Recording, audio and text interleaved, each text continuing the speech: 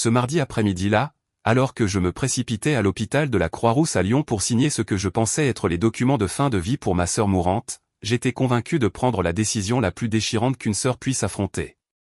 Mais en arrivant en réanimation, au moment où je tendais la main vers le stylo, une jeune infirmière m'a saisi le poignet et m'a murmuré avec une terreur palpable dans les yeux, « Ne signez rien.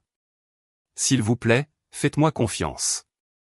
Dans 10 minutes, vous comprendrez pourquoi. » Je suis resté pétrifié, alternant mon regard entre son visage effrayé et mon beau-frère, Richard, debout de l'autre côté du lit, arborant un sourire un peu trop empressé. Je n'avais aucune idée qu'exactement 10 minutes plus tard, je visionnerais des images de vidéosurveillance qui allaient bouleverser mon existence, ni que la femme que j'avais aimée et protégée pendant 6 décennies était sur le point de devenir une victime de meurtre, non pas à cause de sa maladie, mais à cause des 2 personnes les plus proches de son chevet. Avant d'entrer plus en détail dans ce cauchemar, laissez-moi vous poser une question. Avez-vous déjà eu ce pressentiment viscéral que quelque chose n'allait pas, alors que tout le monde autour de vous insistait sur le fait que vous réagissiez de manière excessive? Laissez un commentaire ci-dessous pour m'en parler, car cet instinct pourrait bien sauver une vie. Et si cette histoire vous touche, n'oubliez pas de cliquer sur le bouton j'aime et de vous abonner à l'Histoire de l'ombre. Votre soutien me permet de vous proposer davantage de récits véridiques qui méritent d'être racontés. Tout avait commencé 3 jours plus tôt par un appel téléphonique qui avait brisé le calme de ma matinée de retraité. La voix de Richard tremblait lorsqu'il m'a annoncé que ma petite sœur, Diane, s'était effondrée chez eux et qu'elle était désormais sous assistance respiratoire. Une rupture d'anévrisme, disait-il. Les médecins n'étaient pas optimistes. Elle n'avait que 60 ans, elle était pleine de vie et en parfaite santé la dernière fois que je l'avais vue, à peine 2 semaines auparavant lors de notre déjeuner mensuel à Vannes. Nous avions ri de la vieillesse, de ses projets de faire enfin ce voyage en Italie dont elle rêvait depuis des années. Et maintenant, Richard me disait qu'elle ne se réveillerait peut-être jamais. J'avais conduit toute la nuit depuis ma maison en Bretagne jusqu'à l'hôpital de Lyon, les mains crispées sur le volant au point d'en avoir les articulations blanches. Diane et moi avions été inséparables en grandissant. Après la mort prématurée de nos parents, nous n'avions eu que l'une l'autre. Je l'avais aidée à grandir alors que j'étais moi-même à peine adulte. J'étais à ses côtés le jour où elle avait épousé Richard, il y a 15 ans.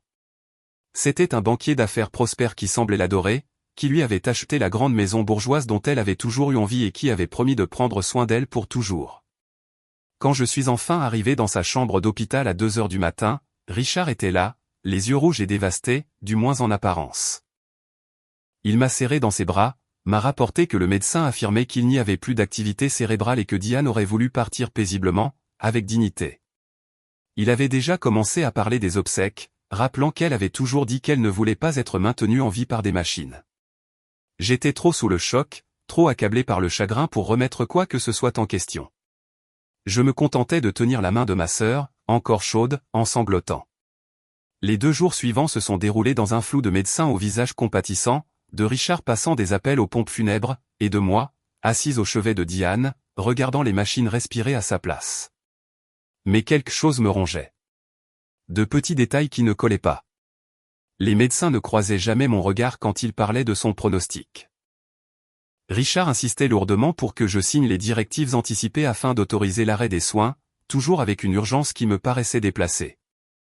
Et il y avait cette femme, plus jeune, probablement la trentaine, qui apparaissait sans cesse à des heures insolites, se tenant proche de Richard, lui touchant le bras d'une manière qui semblait bien trop familière.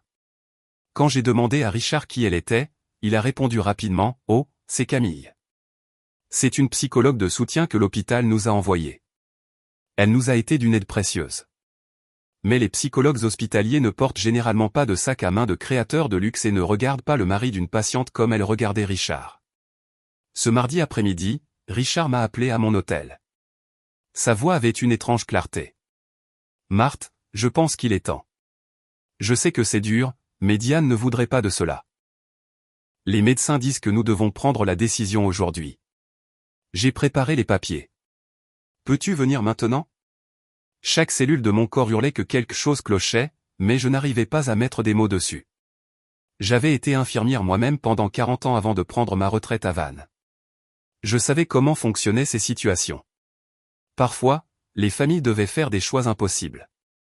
Je me disais que j'étais simplement dans le déni, que je ne pouvais pas accepter de perdre ma sœur.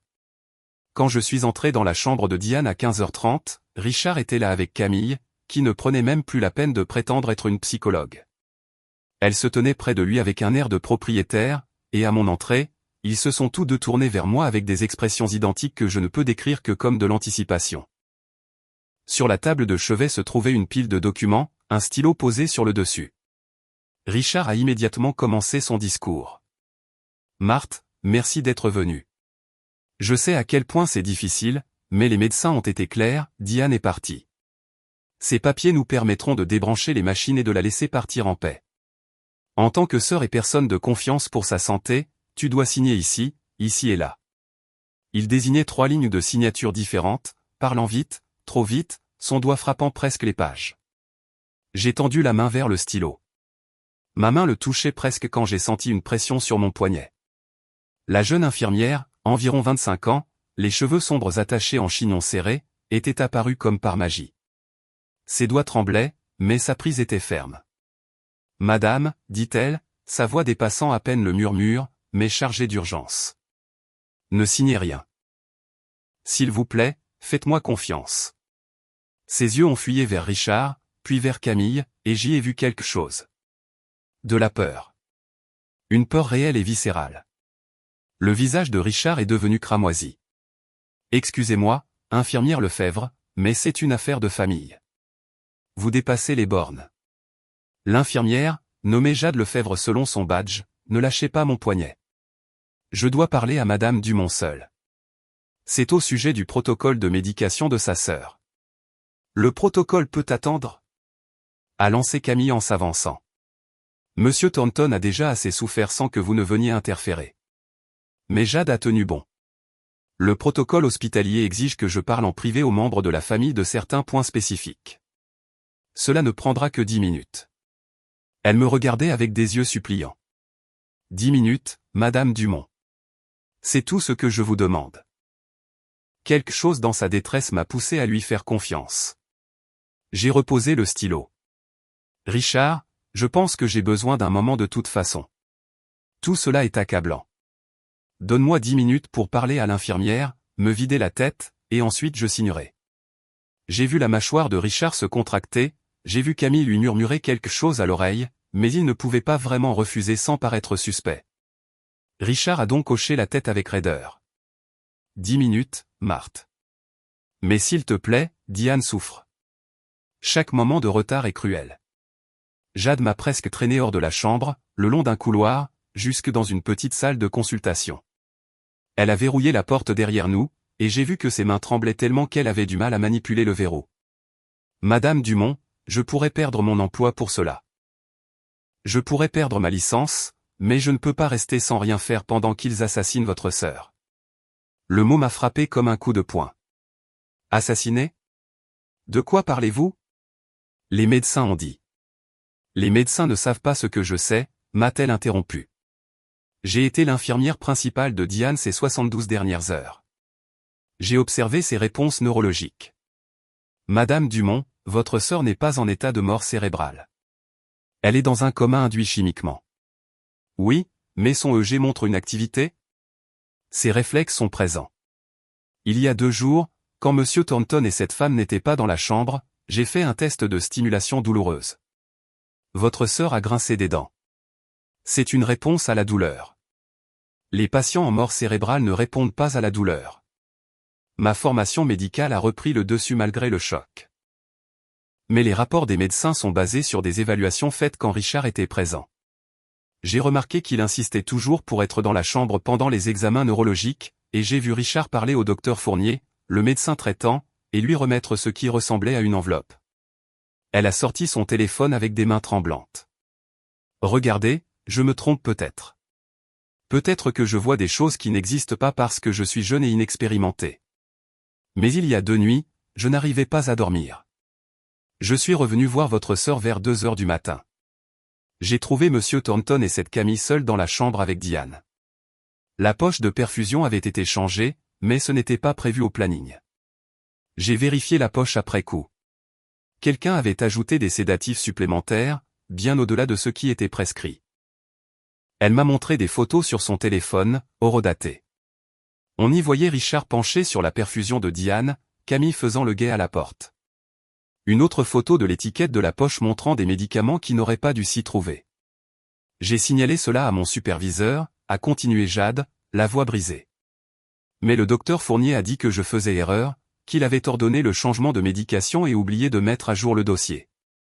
Il m'a dit que si je portais à nouveau des accusations, je serais licencié pour insubordination. Mais Madame Dumont, j'ai vérifié le dossier de Diane à chaque service. Quelqu'un augmente sa sédation juste assez pour la garder inconsciente, mais pas assez pour la tuer sur le coup. Ils ont besoin que ces papiers soient signés d'abord. Ils ont besoin que cela paraisse légal. Mon esprit vacillait. Pourquoi? Pourquoi Richard ferait-il ça? Jade a hésité. Je ne devrais probablement pas vous dire ça, mais je les ai surpris en train de parler dans le couloir hier. Cette femme, Camille, n'est pas une psychologue. Elle l'appelait de mon chéri. Il parlait d'être enfin libre et de quelque chose concernant une assurance vie et d'un départ aux Bahamas une fois que tout serait fini. Les pièces du puzzle se sont assemblées avec une clarté terrifiante. L'assurance vie de Diane, ce contrat de 3 millions d'euros qu'elle avait souscrit il y a 5 ans. La maison qui valait facilement 2 millions. Les comptes d'investissement. Ma sœur valait plus morte que vive pour un homme qui avait apparemment trouvé quelqu'un d'autre. Avez-vous des preuves, ai-je demandé, ma voix plus ferme que mon état intérieur. Quelque chose qui tiendrait devant un tribunal. Jade s'est mordu la lèvre. Pas assez. Juste mes observations, mes photos, ma parole contre celle d'un médecin respecté et d'un homme riche. Mais Madame Dumont, si vous signez ces papiers, ils arrêteront les soins dans l'heure. Et je crois qu'avec le bon traitement, avec une réduction appropriée de la sédation, votre sœur pourrait se réveiller. Alors il nous faut des preuves, ai-je dit, mon esprit travaillant déjà à plein régime.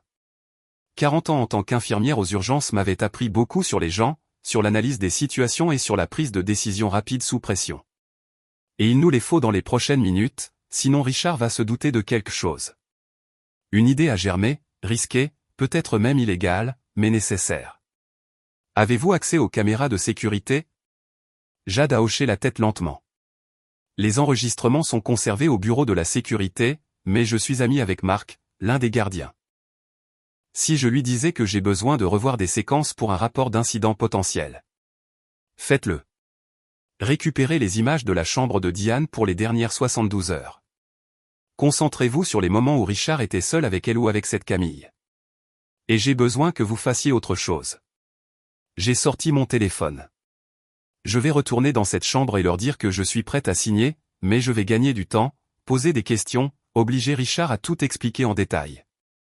Je veux que vous demandiez à quelqu'un de vérifier les niveaux actuels de sédation de Diane tout de suite, sans que le docteur Fournier ne le sache. Y a-t-il un autre médecin en qui vous avez confiance? Le docteur Morel, a dit Jade immédiatement. C'est le chef du service de neurologie et il ne travaille pas avec le docteur Fournier. Il est honnête, à l'ancienne. Il ne tolère aucune irrégularité. Amenez-le voir Diane maintenant. Et Jade, enregistrez tout. Si Richard et Camille disent quoi que ce soit de compromettant pendant que je suis là-bas, nous en avons besoin comme preuve. Elle a acquiescé, comprenant mon plan. La chambre dispose d'un système de surveillance audio pour la sécurité des patients. Si je l'active depuis le poste des soins, tout ce qui sera dit dans cette chambre sera enregistré. Faites-le. Je vais vous donner 20 minutes au lieu de 10. Dites à Richard que j'avais besoin de clarifications médicales sur les formulaires. 20 minutes plus tard, je suis retourné dans la chambre de Diane, le cœur battant à tout rompre, mais le visage impassible. Des années à rester calme pendant les urgences m'ont bien servi. Richard s'est levé immédiatement, cette fausse inquiétude plaquée sur son visage. Marthe, enfin. Es-tu prête? Presque, ai-je dit en ramassant les papiers. J'ai juste besoin de comprendre quelques points d'abord. En tant qu'infirmière, je dois être sûr que nous faisons la bonne chose. J'ai vu un tic nerveux dans l'œil de Richard. Camille s'est rapprochée de lui. Et j'ai remarqué pour la première fois qu'elle lui tenait la main, ne s'en cachant plus. Qu'y a-t-il à comprendre, a dit Richard d'un ton plus sec. Les médecins ont été clairs. Diane est en mort cérébrale. Il n'y a plus d'espoir. Je sais que c'est ce que le docteur Fournier a dit, ai-je répondu prudemment, faisant semblant de lire les documents. Mais je me demandais si nous ne devions pas demander un deuxième avis. Diane a toujours dit qu'elle voudrait que toutes les options soient explorées.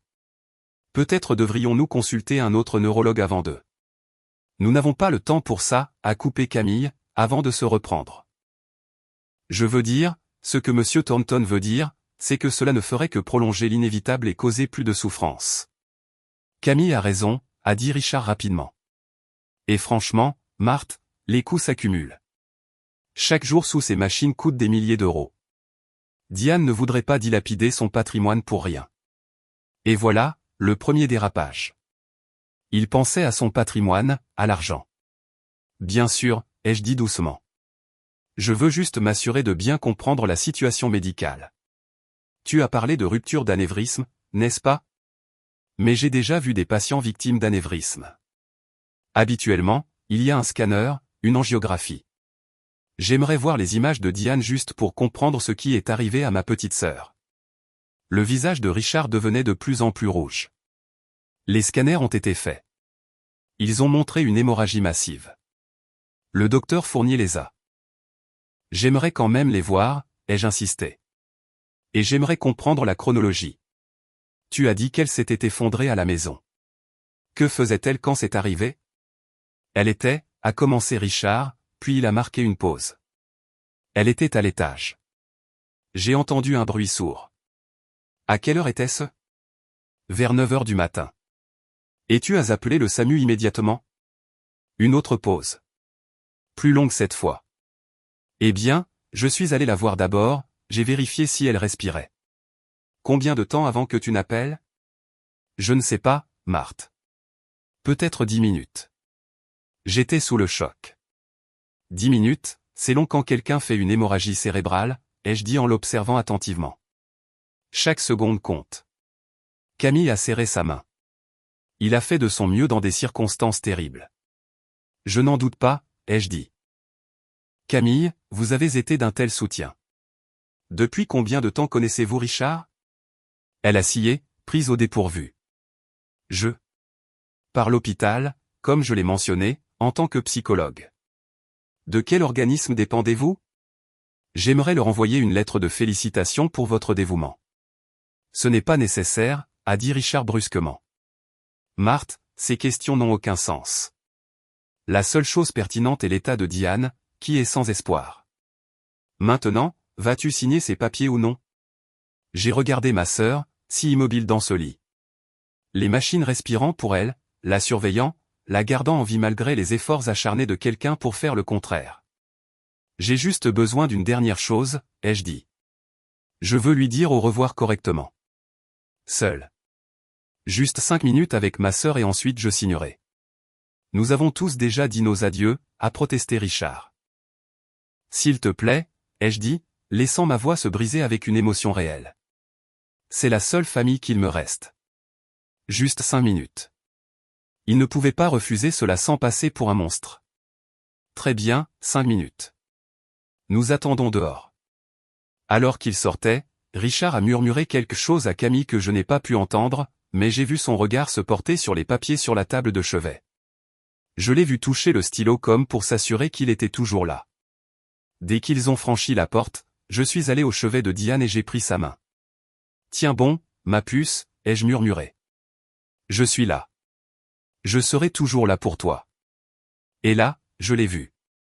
Un très léger tressaillement de ses paupières, si subtil que cela aurait pu être mon imagination, mais je savais que ce n'était pas le cas. Jade avait raison. Avant que mes 5 minutes ne soient écoulées, Jade s'est glissée dans la chambre. Le docteur Morel a examiné son dossier. Il est furieux. Ses niveaux de sédation sont 3 fois supérieurs à ce qu'ils devraient être pour une patiente dans son état. Il a déjà ordonné la réduction des médicaments. Et Marthe. Nous avons récupéré les images de vidéosurveillance. Elle a brandi une tablette et j'ai regardé 72 heures de péché de Richard défiler en accéléré. Lui manipulant les poches de perfusion quand les infirmières ne regardaient pas. Lui et Camille s'embrassant dans le couloir. Lui rencontrant le docteur Fournier dans un parking souterrain pour lui remettre une enveloppe épaisse. Et le plus accablant, les images du matin où Diane s'est effondrée. Richard entrant dans leur chambre à 8 heures du matin avec une seringue. Diane, visible par l'entrebâillement de la porte, encore endormie. 30 minutes plus tard, Richard appelant les secours, prétendant que sa femme venait de s'effondrer. Il lui a injecté quelque chose, ai-je soufflé. C'est lui qui a provoqué tout ça. Le docteur Morel a déjà appelé la sécurité de l'hôpital et la police, a dit Jade. Ils sont en route. Mais Marthe, Richard va bientôt se rendre compte que quelque chose ne va pas. Nous devons le retenir ici. Je m'en occupe, ai-je dit d'un ton sombre. Je suis sorti dans la salle d'attente où Richard et Camille se tenaient proches l'un de l'autre en chuchotant. Quand ils m'ont vu, ils se sont écartés, mais pas assez vite. Je suis prête à signer, ai-je dit, ma voix paraissant vide. Le visage de Richard s'est illuminé de triomphe. Dieu merci, Marthe. Tu prends la bonne décision. Diane te serait reconnaissante. Nous sommes retournés dans la chambre tous les trois. J'ai pris le stylo, je l'ai maintenu au-dessus de la première ligne de signature, puis j'ai levé les yeux vers Richard. Avant que je ne signe, j'ai juste une question. Quand as-tu commencé à planifier le meurtre de ma sœur? Le silence s'est abattu sur la pièce. Le visage de Richard s'est vidé de son sang. Camille a eu un hoquet de surprise. De quoi parles-tu? A bafouillé Richard. Marthe, le chagrin te rend irrationnel. Vraiment? J'ai reposé le stylo. Est-ce le chagrin qui me fait remarquer que tu as injecté quelque chose à Diane le matin de son malaise? Que tu l'as surdosée en sédatif pour la garder inconsciente? Que tu as soudoyé le docteur Fournier pour falsifier ses évaluations neurologiques? C'est insensé. A dit Richard, mais sa voix tremblait. Tu n'as aucune preuve de. En fait, nous avons pas mal de preuves, a dit une nouvelle voix. Le docteur Morel est entré dans la chambre, suivi de 2 officiers de police et de la sécurité de l'hôpital. Monsieur Thornton, je suis le docteur Morel, chef du service de neurologie. J'ai examiné le cas de votre femme et je suis horrifié. Non seulement ses soins ont fait l'objet d'une négligence criminelle, mais il y a des preuves claires de préjudice délibéré. Richard a reculé vers la porte, mais la sécurité lui bloquait le passage. C'est ridicule. J'exige de parler à mon avocat. Vous en aurez l'occasion, a dit l'un des officiers en sortant les menottes. Richard Thornton, vous êtes en état d'arrestation pour tentative de meurtre et association de malfaiteurs en vue de commettre un meurtre. Vous avez le droit de garder le silence. Camille a essayé de s'enfuir, mais le second officier l'a rattrapé facilement. Camille Morrison, vous êtes également en état d'arrestation pour complicité. Alors qu'ils étaient emmenés, Richard hurlant au complot et Camille en sanglots, le docteur Morel s'est tourné vers moi.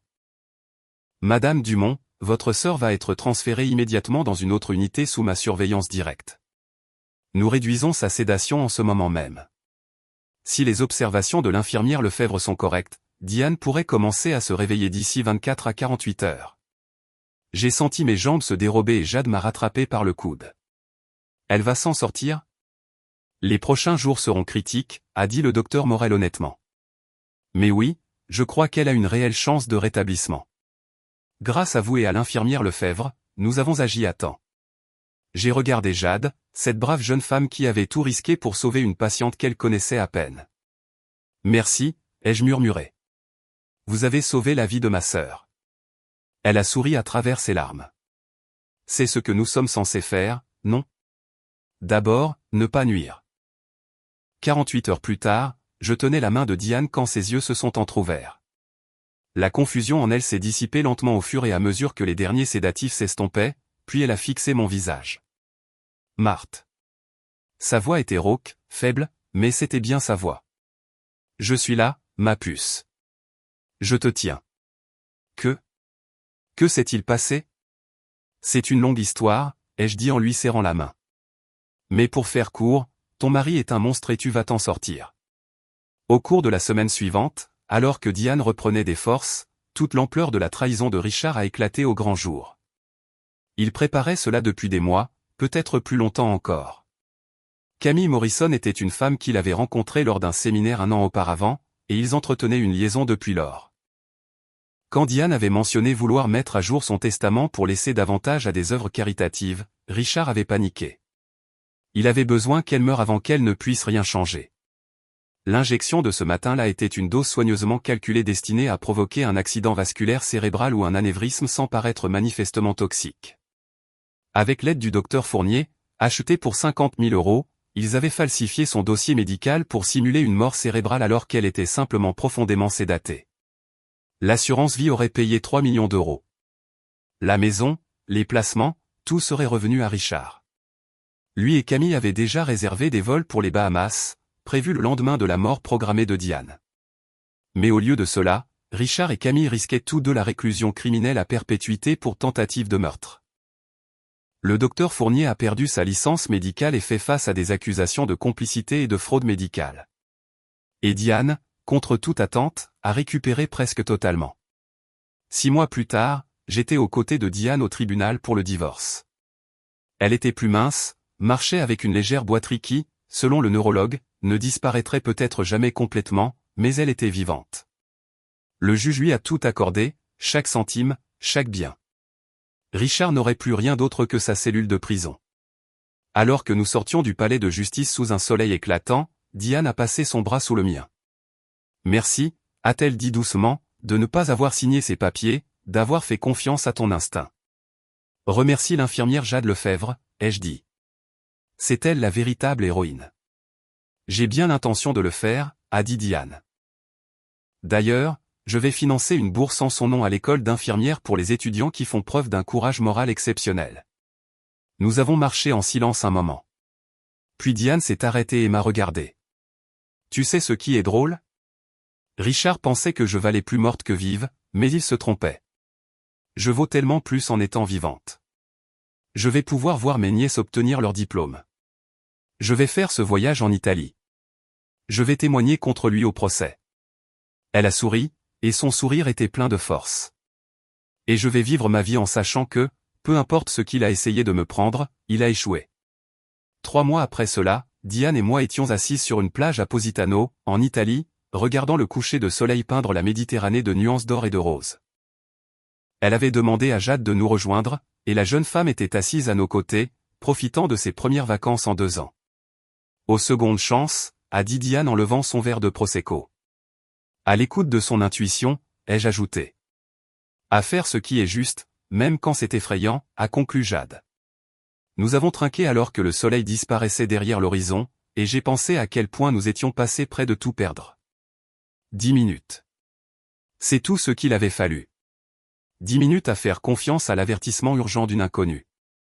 10 minutes qui ont tout changé.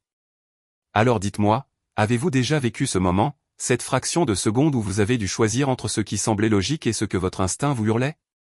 Partagez votre histoire dans les commentaires ci-dessous, car on ne sait jamais qui pourrait avoir besoin de l'entendre. Et si cette histoire vous a ému, partagez-la, car quelque part, quelqu'un fait peut-être face à sa propre décision de 10 minutes. Assurons-nous qu'il prenne la bonne.